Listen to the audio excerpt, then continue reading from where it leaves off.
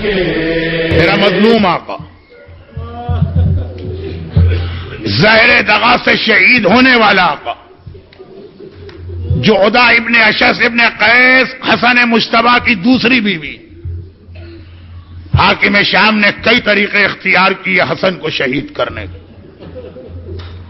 ہر مرتبہ ناکامی ہوئی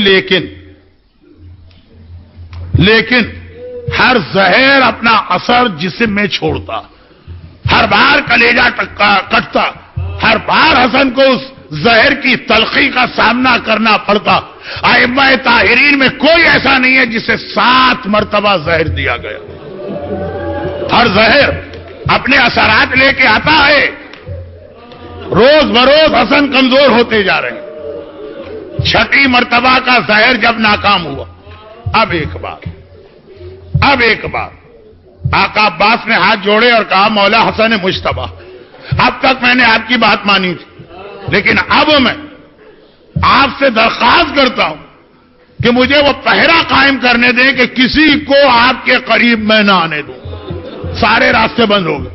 کھانے میں زہر ملایا, لاٹھی کے اندر, لاٹھی کے نیچے لوہے کا ٹکڑا زہر آلود کر کے رکھا گیا. سارے طریقے اب ناکام. اب باہر کا کوئی آدمی نہیں آ سکتا. اب عباس کا پہرا. جب عباس کا پہرا ہوتا ہے, 28 رجب کو جب حسین کا قافلہ چلا تھا اس وقت قافلے کی شان دیکھنا, اور جب عباس نہ رہا تو 11 محرم کا قافلہ چلا اس کو دیکھنا. عباس کا پہرا آیا. عباس کسی کو حسن کے قریب نہیں آنے دیتے. حاکم نے کہا کیا طریقہ اختیار کیا جائے, اب تو گھر کے کسی آدمی کو ملایا جائے. وہ ساری باتیں ہو گئی. جعدہ سے کہا کہ اب تک میں 6 مرتبہ زہر دے چکا ہوں. زہر پہنچ تو گیا مگر یہ علی کا وارث ہے, علی کا جانشین ہے, ہر زہر کا سامنا کر گیا. اب میں ایسا زہر بھجواتا ہوں جو میں نے بادشاہ روم سے منگوایا. ایک بہتے دریا میں یہ زہر ڈال دو تو اس دریا کی ساری مچھلیاں مر کے رہ جائیں گی. حسن اس کا سامنا نہیں کر سکے کہ کسی طرح سے حسن کے پانی میں یہ زہر پہنچا دینا.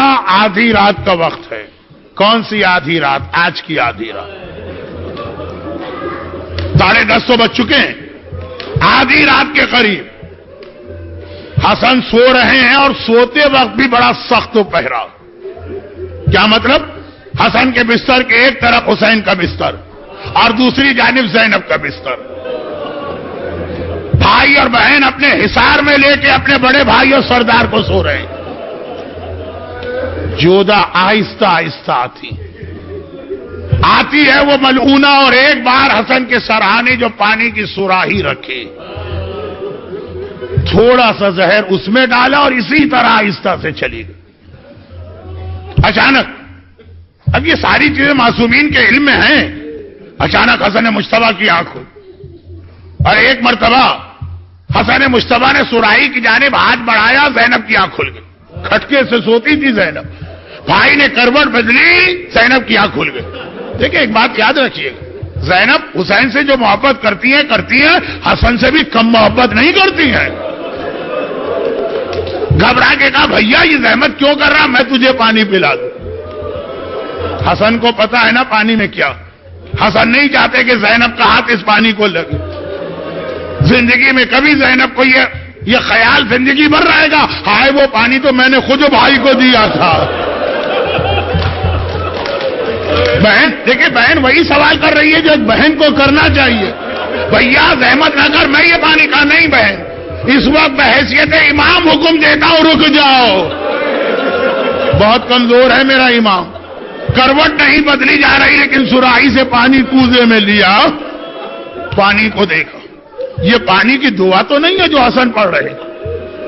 انا للہ و انا الیہ راجعون رضا بقضائک و تسلیما لامرک ارباب اعضاء. یا یہ جملہ حسین نے اصغر کا لاشا اٹھا کے پڑھا یا حسن مشتبہ نے پانی کا کوزہ لیا، ایک بار پانی پیا، صرف ایک گھونٹ لے سکے، کوزہ ہاتھ سے پھسل کے گرا، حسن بستر پہ الٹ کے گرے، قریب کشت رکھا ہے۔